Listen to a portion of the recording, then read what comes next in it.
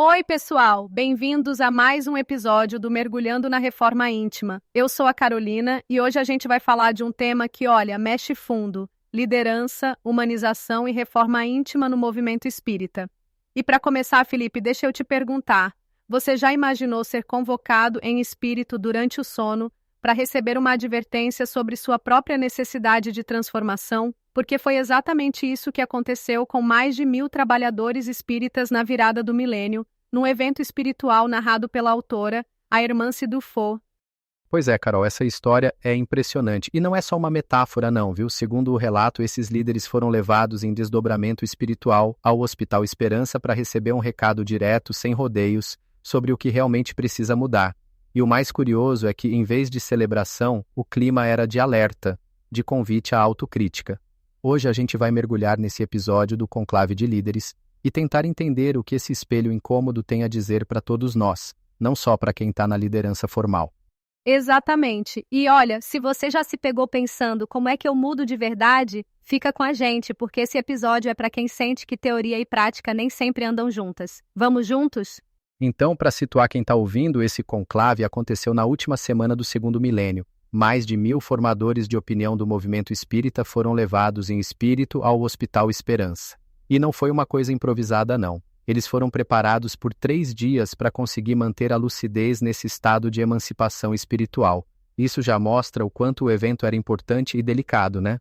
Sim. E olha só quem eram os organizadores espirituais desse encontro. Dr. Bezerra de Menezes, que dispensa apresentações, o médico dos pobres, um dos grandes articuladores do espiritismo no Brasil espiritual. Eurípedes Barçanufo, o educador mineiro que revolucionou a pedagogia espírita.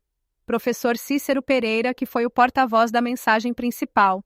E Dona Maria Modesto Cravo, que coordenou os diálogos depois. Só gente de peso, né? E cada um com um papel muito claro. O Cícero Pereira, por exemplo, foi quem trouxe o recado mais direto em nome do Dr. Bezerra e do Eurípedes. E a Dona Modesto, com aquele jeito acolhedor, foi quem explicou o objetivo do encontro. Não era para massagear ego de ninguém, mas para provocar uma reflexão profunda sobre o que realmente significa crescer espiritualmente. E, sinceramente, eu acho que a gente já pode entrar no diagnóstico que eles trouxeram, porque é ali que a coisa pega. Vamos lá. O propósito da convocação era uma advertência amorosa, não uma festa. A espiritualidade percebeu que o movimento espírita estava entrando num novo ciclo e que os próprios líderes que deveriam puxar essa renovação estavam presos em padrões que impediam qualquer mudança real. O professor Cícero Pereira foi bem direto. Ele falou da armadilha da autossuficiência, do peso dos estereótipos e do perigo de buscar uma angelitude de Adorno.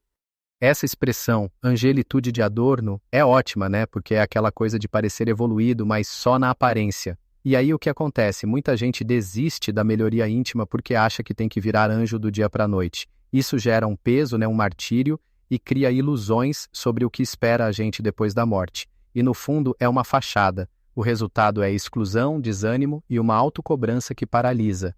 E o mais triste é que quando a gente cai nessa, acaba se afastando da alegria, da espontaneidade e vira aquele trabalhador rígido que perdeu o brilho no olhar. O trabalho espírita vira obrigação pesada, não mais fonte de alegria. E isso, infelizmente, é mais comum do que parece, né? E acho que todo mundo já viu ou viveu isso em algum momento. E o alerta do conclave é justamente para a gente não confundir quantidade de tarefas com evolução real. Não é sobre colecionar cargos ou títulos, mas sobre transformar de verdade o coração. E aí vem a pergunta central do professor Cícero. A reforma íntima, tão decantada, não tem sido devidamente explicada. E, sinceramente, quem nunca se perguntou como mudar, como fazer, como ser um homem de bem? A gente fala muito, mas na prática as respostas são vagas, teóricas. Falta método, falta caminho concreto. E tem aquela metáfora das folhas de serviço, né, que é quando a gente constrói a própria identidade em cima do trabalho espírita.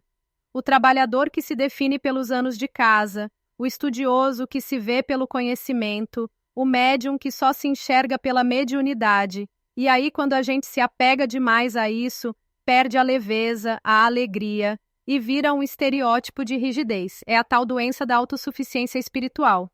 E olha, isso não é só para quem está na liderança, não. Qualquer um pode cair nessa armadilha. Quando o trabalho vira só obrigação, quando a gente não sente mais alegria, é sinal de que algo se perdeu. E aí, como resgatar essa leveza? Acho que é aí que entra o próximo ponto, o paradoxo da perfeição. Esse é um ponto delicado. O que Hermance traz é que o movimento espírita tem um conhecimento doutrinário profundo, mas na prática, a dificuldade de vivenciar o autoconhecimento e a mudança íntima é enorme. Existe um vazio metodológico, uma falta de práticas concretas de autotransformação. A gente fica no discurso intelectual, mas não desce para o coração, para o cotidiano. Sim, e isso me lembra a expressão sede perfeitos, que é mal compreendida. No capítulo 17 do Evangelho segundo o Espiritismo, Kardec explica que Jesus falava de perfeição relativa, progressiva, não absoluta. Mas a gente interpreta como pareçam perfeitos, e aí criam-se as máscaras que fingem perfeição. Se você pensar bem, estamos repetindo o que faziam os fariseus da época de Jesus. Lembra? Sepulcros caiados por fora. E o preço dessas máscaras é alto. Quando a gente não pode ser autêntico, não consegue ajudar de verdade. Fica tudo na superfície, e a conexão genuína se perde. E sinceramente acho que todo mundo sente isso em algum grau, né? Com certeza. E é por isso que o texto insiste tanto na necessidade de práticas reais, de sair do discurso e ir para a vivência. Porque só assim a gente consegue romper esse ciclo de perfeccionismo e isolamento. E aí vem a proposta de renovação. O texto fala de 3 requisitos essenciais. O primeiro é a humanização. Viver como humanos falíveis, sem neuroses de perfeição. Não é se rebaixar, é integrar. Quando a gente aceita a nossa falibilidade, abre espaço para a mudança genuína. E isso é libertador, né?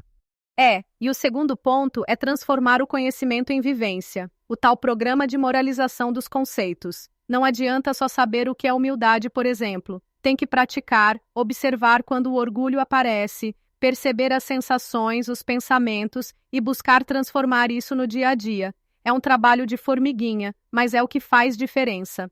E o terceiro requisito é o desapego das realizações pessoais. Não é abandonar o que já foi feito, mas não se identificar só com isso. É ter coragem de apoiar o novo, mesmo que isso torne o nosso trabalho obsoleto. É ser jardineiro, não guardião de museu, como o texto diz. E, sinceramente, isso exige muita humildade. E muita coragem também, né? Porque mexe com a nossa identidade, com o nosso senso de valor.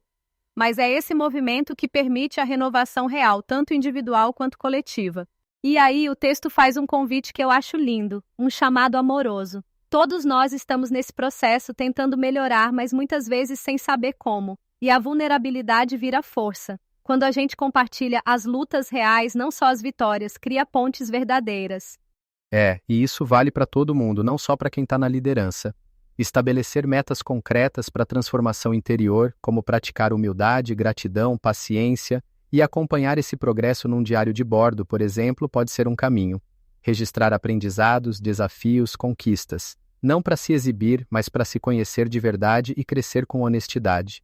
E quando a gente faz isso em grupo, compartilhando vulnerabilidades, o processo fica mais leve, mais humano. Ajudar de verdade é ser autêntico, não perfeito. E isso, para mim, é o maior convite desse capítulo. Para fechar, o conclave de líderes é um espelho para todos nós. A pergunta não é o que os líderes precisam mudar, mas onde eu mesmo resisto à transformação que eu prego. E se a gente abandonasse a pretensão de ser mais evoluído do que é?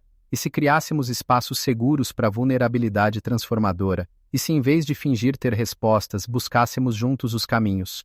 Fica o convite para você refletir sobre suas próprias folhas de serviço. Onde você pode estar cristalizado, o que precisa ser rasgado com coragem e amor para abrir espaço para o novo.